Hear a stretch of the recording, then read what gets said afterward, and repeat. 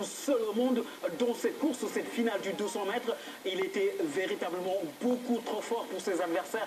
Et notez le très bon retour du Français Christophe Lemaître qui décroche la médaille de bronze in extremis.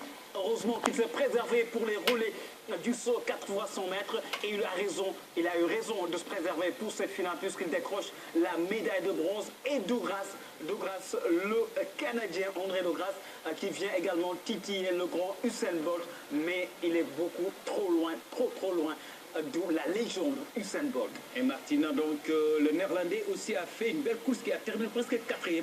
Alors on ne l'attendait pas, on entendait plutôt le Panamien Alonso Edouard.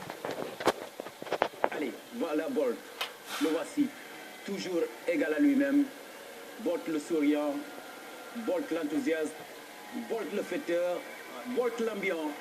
Bolt, c'est toujours Bolt. Il nous refait le même scénario. Avant le début de la course, on l'avait vu dans la chambre d'appel. Au moment de se concentrer, il était pratiquement le premier à arriver au stade olympique de Rio pour justement disputer ces finales du 200 mètres. C'est lui, donc le roi, l'indétrônable Usain Bolt, qui reste justement le grand, le géant, le meilleur athlète de la discipline du sprint pour ici à Rio de Janeiro. C'est tout simplement phénoménal, fantastique, génial, Usain Bolt. C'est fabuleux et on voit Bolt au niveau des gradins également, avec bien sûr ses supporters, ses Jamaïcains, ceux-là qui sont des sympathisants qui sont venus tout simplement témoigner de par leur présence cet événement. Bolt, il est entré dans l'histoire, il va encore entrer dans l'histoire et à nouveau entrer dans l'histoire.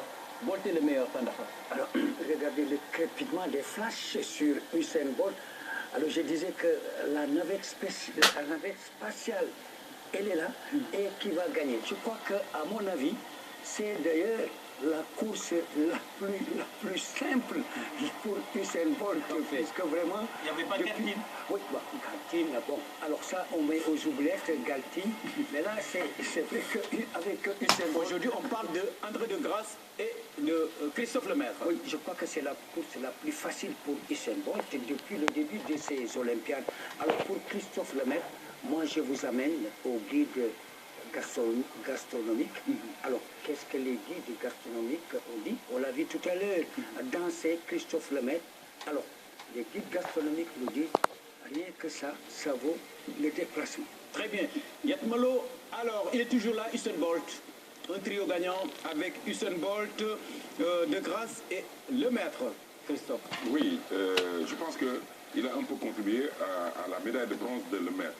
Christophe Lemaître, oui. Parce que le fait d'être à côté de lui... Au couloir numéro 7, alors que Bolt était au couloir 6. Voilà, certainement, dans son fort intérieur, Lemaître a dit, heureusement, je vais m'approcher assez basque pour être au moins dans les 3 premiers.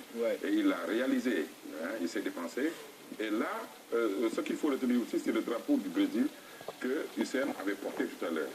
Et même Lemaître l'a fait avec le drapeau de la France et Usain Bolt le fait avec le drapeau du Brésil et de la Jamaïque.